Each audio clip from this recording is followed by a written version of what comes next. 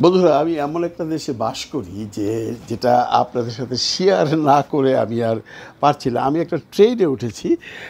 সবচেয়ে ইন্টারেস্টিং হলো এই ট্রেনটা এখন যাবে সিটির দিকে। এই ট্রেনটা ঘন্টায় ৪ বার করে যায়। এই ট্রেনে সবসময় প্রচুর জনসাধারণ থাকে, মানে জার্নি করবার মতো মানুষ থাকে। কিন্তু এখন আমি এই যে ট্রেনে উঠেছি, দেখুন আমার পিছনে একজন মানুষও নেই, এবং আমার সামনের দিকে যদি দেখাই এখানেও কোনো মানুষজন নেই।